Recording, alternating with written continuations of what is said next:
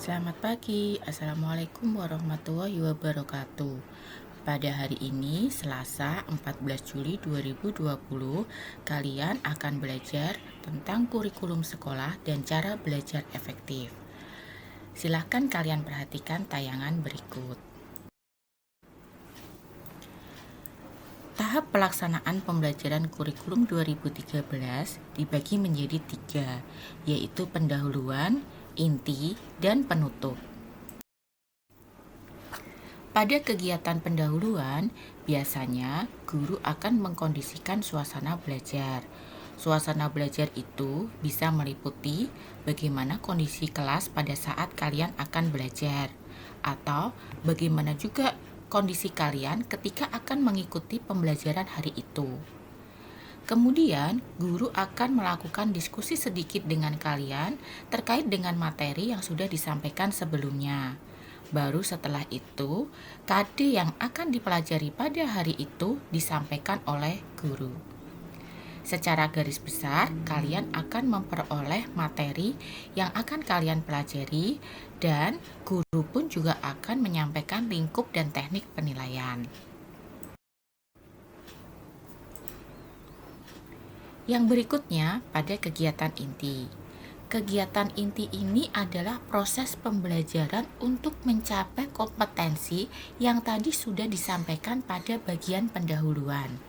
Di sini, guru akan melakukan tahap pembelajaran berdasarkan model dan metode yang dipilih. Jadi, pada setiap kali pertemuan atau tatap muka, bisa jadi guru akan melakukan pembelajaran dengan model dan metode yang berbeda. Misalkan pada pertemuan 1 guru menggunakan discovery learning, tapi pada pertemuan berikutnya guru akan menggunakan model PBL. Demikian seterusnya. Intinya adalah pada saat kegiatan inti itu dilakukan, guru juga menilai sikap kalian sebagai peserta dalam pembelajaran tersebut. Tahap yang ketiga adalah penutup. Di kegiatan penutup ini, ada 2 hal yang dilakukan oleh guru. Yang pertama adalah kegiatan guru dan siswa. Pada saat guru dan siswa akan mengakhiri kegiatan pembelajaran pada hari tersebut, maka yang dilakukan pertama kali adalah membuat simpulan atau rangkuman dari materi yang sudah dipelajari. Kemudian melakukan refleksi, apakah kegiatan tersebut menyenangkan, menarik, atau bahkan mungkin susah untuk diterima. Yang berikutnya adalah memberikan umpan balik. Umpan balik ini bisa tentang proses pembelajarannya atau hasil belajar yang akan kalian laksanakan. Kemudian kegiatan yang harus dilakukan oleh guru itu sendiri, yaitu melakukan penilaian. Baru kemudian melakukan tindak lanjut. Tindak lanjut ini bisa berupa remedial, bisa juga berupa pengayaan. Dan yang terakhir adalah menyampaikan materi pelajaran untuk pertemuan berikutnya. Bisa juga menyampaikan apa yang harus kalian persiapkan sebagai siswa untuk mengikuti pembelajaran pada pertemuan berikutnya.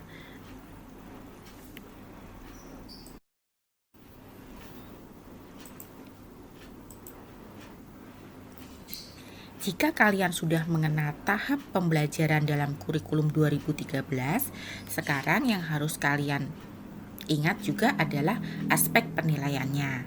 Jadi di dalam kurikulum 2013 itu ada 3 aspek yang dinilai oleh guru, baik berupa pengetahuan, keterampilan, maupun sikap. Untuk pengetahuan di tingkat SMP, seperti yang tertera dalam tayangan, pengetahuan diambil sebanyak 40%. 60%-nya adalah karakter yang muncul dalam materi yang kalian pelajari di setiap KD-nya. Kemudian untuk penilaian keterampilan, itu adalah penilaian yang dilakukan oleh guru baik pada saat kalian mengerjakan soal, melaksanakan proyek yang diberikan oleh guru, membuat teks, atau bahkan menjawab soal secara lisan. Dan yang ketiga adalah penilaian sikap. Penilaian sikap ini juga dilakukan dengan 3 cara. Yang pertama, guru membuat jurnal harian. Yang kedua, kalian menilai teman kalian, demikian juga sebaliknya, teman kalian menilai diri kalian. Dan yang ketiga adalah kalian menilai diri kalian sendiri. Sejujur apakah kalian memberikan penilaian terhadap diri kalian sendiri? Jika kalian sudah mengenal tahap pembelajaran di kurikulum 2013 dan aspek penilaiannya, sekarang kalian mengenal struktur kurikulum yang ada di SMP Negeri 31 Semarang. Di SMP ini kalian akan belajar 13 mata pelajaran yang terbagi menjadi 3 komponen. Komponen pertama adalah kelompok mata pelajaran A. Kalian bisa lihat di dalam tayangan ada 7 mata pelajaran yang termasuk dalam kelompok mata pelajaran A. Kemudian kelompok mata pelajaran B, dan yang terakhir adalah kelompok bimbingan. Di SMP Negeri 31 Semarang sendiri ada 2 bimbingan yang akan disampaikan di kelas, yaitu bimbingan konseling dan bimbingan TIK. Berikutnya, beban belajar. Nah, jika kemarin kalian belajar di SD hanya sekian menit, untuk SMP waktunya agak lama sedikit, yaitu 40 menit untuk 1 kali tatap muka. Jika tertulis 2 jam atau 3 jam, berarti tinggal kalian kalikan dengan 40 menit. Untuk tahun pelajaran 2020-2021 diperkirakan ada sekitar 30 minggu efektif untuk pembelajaran kelas 7.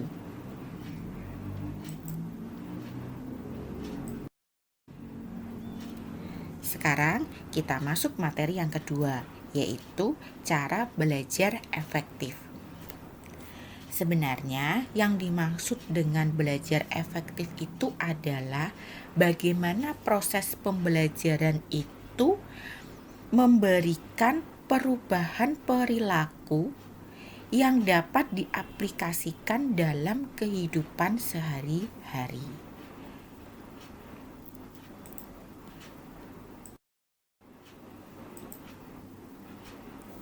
Nah, pada tayangan slide yang terakhir ini, Ibu akan menyampaikan tips belajar yang baik.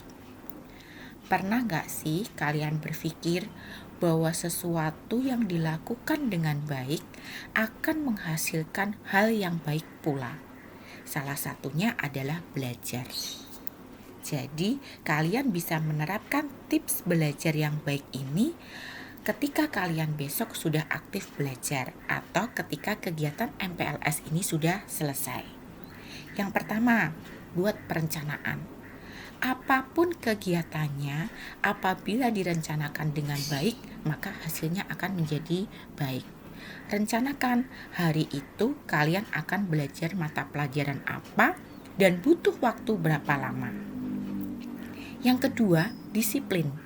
Jika sudah membuat perencanaan, maka kamu pun juga harus mengikuti rencana tersebut sesuai dengan waktu yang sudah kamu tetapkan sendiri. Sedikit saja kamu menggeser waktunya, mengurangi sedikit saja, berarti kalian sudah tidak konsisten. Yang ketiga, serius dan tekun. Serius dan tekun ini penting, karena buat apa merencanakan dengan baik, buat apa disiplin, tapi ternyata ketika kita menjalani sesuai dengan waktu yang sudah kita tentukan, kita tidak sungguh-sungguh. Yang keempat, mendengarkan penjelasan guru dengan baik. Jadi sebenarnya otak kita itu diberi kesempatan untuk merekam selama 15 menit pertama ketika ada orang lain yang menyampaikan materi dengan sungguh-sungguh. Di 15 menit pertama itu, fokus kita benar-benar terpusat pada apa yang disampaikan oleh orang tersebut. Jadi jangan disia-siakan. Sehingga kalau ada orang ngomong, kita ikut ngomong, maka apa yang disampaikan itu akan hilang. Yang kelima, kerjakan tugas yang diberikan guru.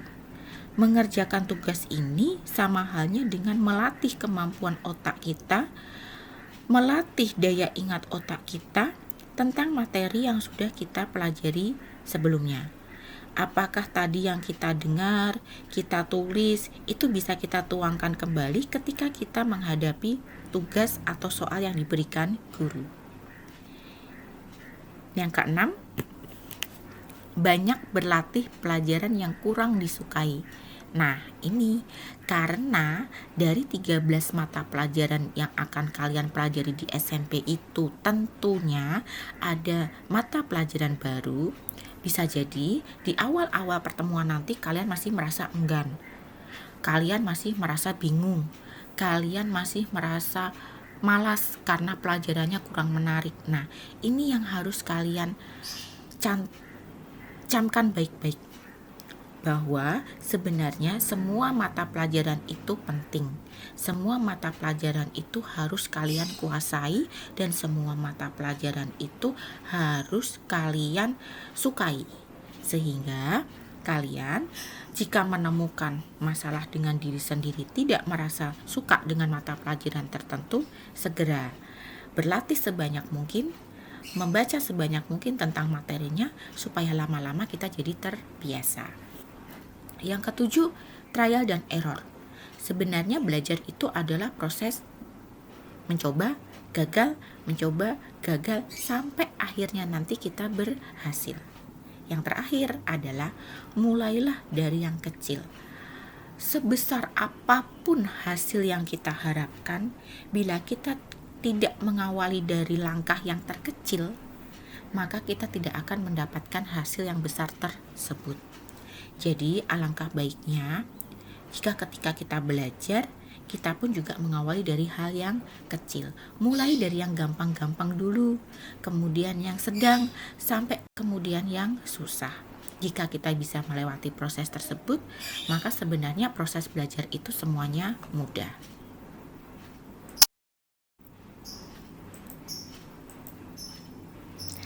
Nah, karena saat ini kita sedang belajar dari rumah atau BDR, pesan ibu, jangan lupa tetap terapkan protokol kesehatan. Yang pertama, tetap harus rajin cuci tangan menggunakan sabun setelah kalian selesai melakukan aktivitas apapun. Yang kedua, jika memang terpaksa harus keluar dari rumah, gunakan masker. Dan yang ketiga, tingkatkan iman dan imun kalian supaya terhindar dari virus COVID-19. Terima kasih karena sudah memperhatikan materi struktur kurikulum dan cara belajar efektif ini dengan baik.